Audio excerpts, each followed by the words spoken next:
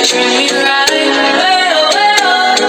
Boy, take a chance, be let me ride. Way oh, way oh. I could be the best thing in your life. Way oh, way oh.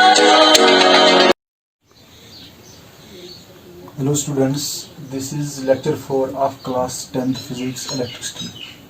Today I am going to teach you Ohm's law. Ohm's law का statement ऐसा है कि Ohm's law कहता है according to Ohm's law the electric current flowing through a wire or conductor is directly proportional to the potential difference applied across its ends provided its temperature remains constant. मैं कोई इतना समझाऊंगा. अगर हमारे पास एक conductor है, सपोज मेरे पास एक कंडक्टर है, ये मेटालिक वायर है, इसमें कितनी करंट फ्लो होगी वो डिपेंड करता है हम कितनी वोल्टेज इन दो एंड्स के बीच हम कितनी वोल्टेज अप्लाई करेंगे. अगर मैं सपोज 1 वोल्ट अप्लाई करूंगा तो करंट मिसाल 1 एम्पियर फ्लो होगी. तो अगर मैं 2 वोल्ट्स अप्लाई करूंगा तो करंट 2 एम्पियर फ्लो होगी. 3 वोल्ट्स करूंगा तो 3 एम्पियर फ्लो होगी. या अगर ऐसा कंडक्टर है, ये कितनी करंट फ्लो होगी वो रेजिस्टेंस पे डिपेंड करता है. वो मैं आगे बताऊंगा कि रेजिस्टेंस है क्या. सपोज कोई और कंडक्टर है, सपोज डिफरेंट कंडक्टर है. अब मैं इसको अगर 1 वोल्ट अप्लाई करूंगा तो यहाँ पे सपोज 2 एम्पियर करंट फ्लो होती है.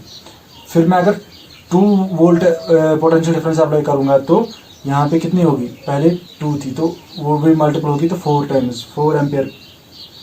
इसका मतलब ये है कि जो पहले हम ये कहेंगे let V be the potential difference और voltage applied and I be the current flowing through the conductor. Then V is directly proportional to I. Directly proportional का मतलब ये है कि अगर मैं वोल्टेज डबल करूंगा तो करंट भी डबल होगी. अगर मैं वोल्टेज को 3 टाइम्स इंक्रीज करूंगा तो करंट भी 3 टाइम्स इंक्रीज होगी. अगर मैं वोल्टेज को 4 टाइम्स, इसी तरह से ये 4 टाइम्स. तो इसका ग्राफ जो बनेगा, नेक्स्ट में दिखाऊंगा, इसका ग्राफ जो बनेगा वो एक स्ट्रेट लाइन बनेगी. अगर यहाँ से करंट ड्रा करेंगे, यहाँ से वोल्टेज, तो इनका ग्राफ जो ऐसे स्ट्रेट लाइन बनेगी. ऐसे भी बन सकती है ऐसे स्ट्रेट लाइन, या स्लोप वेरी करेगा. स्लोप डिपेंड करेगा एक कांस्टेंट पे, वो कौन सी टाइप की वायर है उस पर डिपेंड करेगा, मगर स्ट्रेट लाइन ही बनेगी थ्रू पासिंग थ्रू ओरिजिन. तो यहाँ पे हमने लिखा V is directly proportional to I.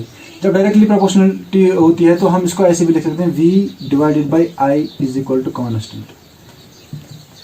जो ये कांस्टेंट है इसको हम R से रिप्रेजेंट करते हैं, यानी कि resistance. Wire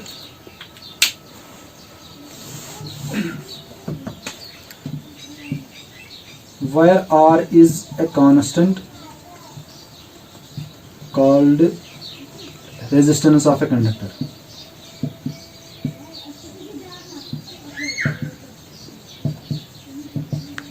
Of the given wire or conductor.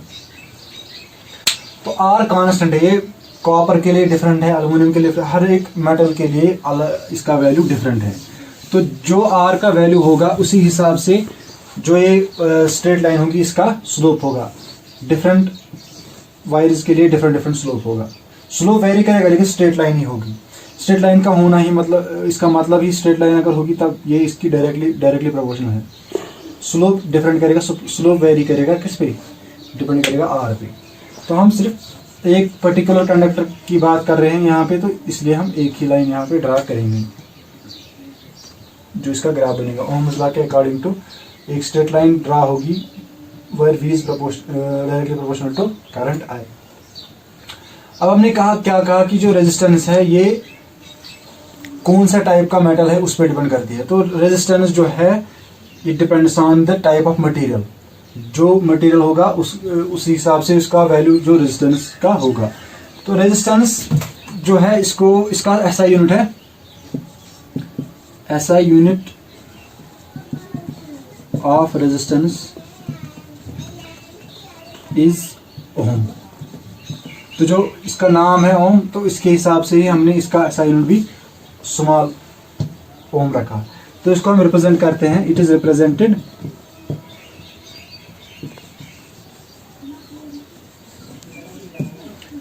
Represented by omega. इसको हम ऐसे रिप्रेजेंट करते हैं.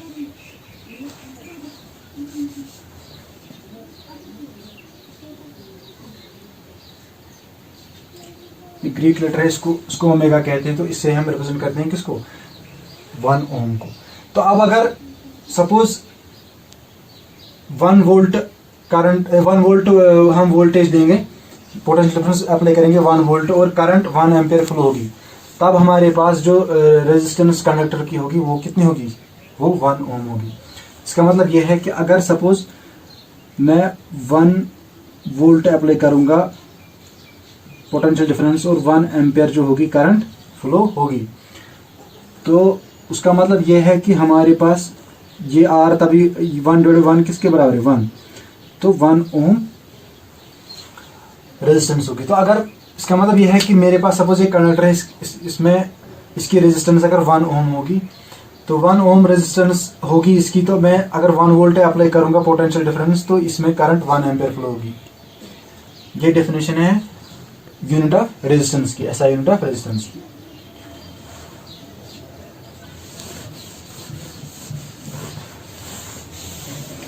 जो है इसमें एक स्टेटमेंट मैंने लिखी थी कि temperature remaining constant, temperature constant रहना चाहिए तभी ओम्स लॉ जो है ये सेटिस्फाई होगा। यहाँ पे एक मैंने लास्ट में लिखा provide temperature remaining constant, temperature अगर वेरी होगा तो रेजिस्टेंस चेंज होती है।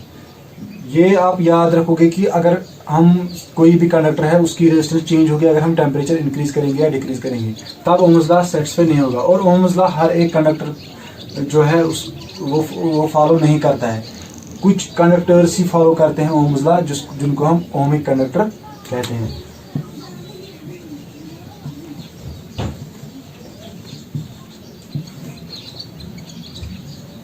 ओमिक कंडक्टर्स ही ओम्स लॉ फॉलो करते हैं, ये हमेशा फॉलो नहीं होता है और हर कोई कंडक्टर फॉलो नहीं करता है। अगर टेम्परेचर वेरी होगा तब ये फॉलो नहीं होता है। Thank you.